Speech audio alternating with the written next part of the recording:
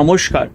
Ramakrishna TV YouTube চ্যানেলের পক্ষ থেকে সকল মা বাবা দাদু দিদা ঠাকুমা ঠাকুর দাদা দাদা দিদি ছোট ছোট ভাই বোনদের জানাই অনেক অনেক ভালোবাসা প্রীতি ও আন্তরিক শুভেচ্ছা।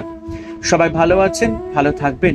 আমি আবারও চলে এসেছি শ্রী শ্রী রামকৃষ্ণ মিশনের শ্রীমদ্ ভগবদ গীতা সম্পর্কে আলোচনা করতে, যা সহজ সরল অনুবাদ ও ব্যাখ্যা করেছেন স্বামী লোকেশ্বরানন্দ মহারাজজি এবং সংকলন ও সম্পাদনা করেছেন স্বামী চিদরূপানন্দ মহারাজজি। আমরা আলোচনায় আছি দশম অধ্যায় বিভূতি যোগ, এবং আজ আমরা আলোচনা করব 27 এবং 28 নম্বর শ্লোক।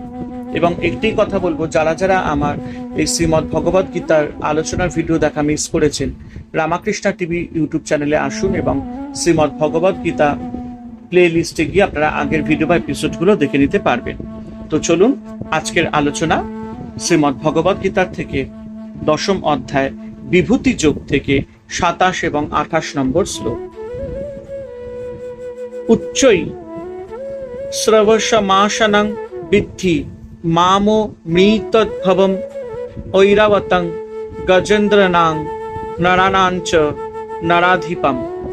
অর্থাৎ এই শ্লোকে ভগবান বলছেন, আমাকে অশ্বগণের মধ্যে সমুদ্র মন্থনকালে উদ্ভূত উচ্চশ্রবা শ্রেষ্ঠ হস্তিগণের মধ্যে ইন্দ্রবাহন ঐরাবত এবং মনুষ্যগণের মধ্যে রাজা বলে জানবে। অমৃতের জন্য যখন সমুদ্র মন্থন করা হচ্ছিল, তখন দেবতা, দানব এবং মানুষ তাতে অংশ নেয়। সেই মন্থন ক্রিয়ার ফলে সমুদ্র গর্ভ থেকে নানা জিনিস উঠে এসেছিল। তার মধ্যে যেমন চিকিৎসা বিজ্ঞানী ধনন্তরী ছিলেন, তেমনই ছিল উচ্চশ্রবা নামক ঘোড়াটিও। সর্ববিধ সুলক্ষণ ও পরম শোভার জন্য অশ্বগণের মধ্যে উচ্চশ্রবাতে ভগবানের বিভূতির প্রকাশ। তাকে অমৃত চাঁদ বলে জানবে। দিব্য তেজ ও দেবরাজের বাহন হওয়ায় হস্তিগণের মধ্যে শ্রেষ্ঠত্ব হেতু ঐরাবতী ভগবানের বিভূতি। মনুষ্যগণকে ধর্মে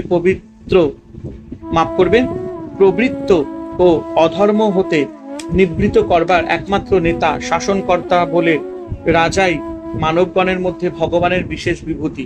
এই কথা বলা হয় যে প্রজারা যা কিছু সৎ কাজ করেন, ধ্যান ধারণা করেন, আধ্যাত্মিক সাধনা করেন, তার ফলে কিছুটা রাজাও পেয়ে থাকেন, কারণ তিনি সমাজকে রক্ষা করেন, সমাজের আইন শৃঙ্খলা ইত্যাদি বজায় রাখেন, যাতে তার প্রজারা শান্তিতে বসবাস করতে পারেন।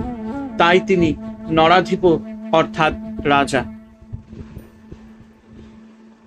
আয়ুধানামহং ব্রজং ধেনুনামস্মি কামধুক প্রজনশ্চাস্মি কন্দর্প সর্পনামাস্মি বাসুকি। অর্থাৎ এই শ্লোকে ভগবান বলছেন, আমি অস্ত্র সমূহের মধ্যে ব্রজ, ধেনুগণের মধ্যে কামধেনু, আমি সন্তান উৎপত্তি হেতু কামরূপ কন্দর্প আর আর সর্পগণের মধ্যে সর্পরাজ বাসুকি। ভগবান বলছেন, অস্ত্রসমূহের মধ্যে আমি ব্রজ। দেবগণের প্রার্থনায় বৃতাসুর বধের নিমিত্ত দধিচি মুনি নিজ শরীর ছিন্ন করে যে অস্থি প্রদান করেছিলেন, তার দ্বারা ব্রজ নামক মহান মহাস্ত্র নির্মিত হয়। এই অস্ত্র দ্বারাই ইন্দ্র বৃত্রাসুর ও অপরাপর অনেক অসুরকে বধ করেছিলেন। এই হেতু সকল অস্ত্রের মধ্যে ব্রজশ্রেষ্ঠ মহর্ষি বৈশিষ্ট্যের ধেনুর নাম সুরভি। এই ধেনুর নিকট যা প্রার্থনা করা যায় তাই পাওয়া যায় বলে এর নাম কামধেনু। সমুদ্র মন্থনের সময় এই গাভীটির উৎপত্তি হয়েছিল। রাজা বিশ্বামিত্র বৈশিষ্ট্যের আশ্রম থেকে এটিকে বলপূর্বক নিয়ে যেতে চাইলে সুরভির শরীর থেকে বহু সৈন্য সৃষ্টি হয়ে রাজা বিশ্বামিত্রকে পরাজিত করে। এইসব অলৌকিক শক্তি ও পার্থিব জগতে সকল প্রার্থনা পূরণের ক্ষমতাবশত কামধেনু অন্যান্য গাভীগণের মধ্যে শ্রেষ্ঠ। মৈথুনাভিলাষে যত প্রকার কাম চেষ্টা আছে, তার মধ্যে পুত্র উৎপাদন করবার জন্য কন্দর্প বৃত্তি ভগবানের বিভূতি। এই কন্দর্প বৃত্তির দ্বারা জীবকুলের রক্ষ বৃদ্ধি হয়ে থাকে। এই কন্দর্পের অভাবে কুলের ধ্বংস অনিবার্য।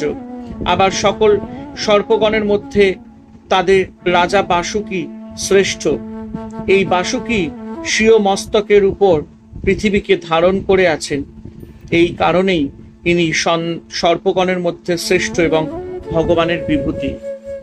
হরে কৃষ্ণ কৃষ্ণ কৃষ্ণ হরে হরে, হরে রাম রাম রাম হরে হরে। জয় শিব শম্ভু, জয় দেবী দুর্গা দুর্গতি নাশিনী, জয় মা কালী। ওং নমো ভগবতে বাসুদেবায় নমঃ।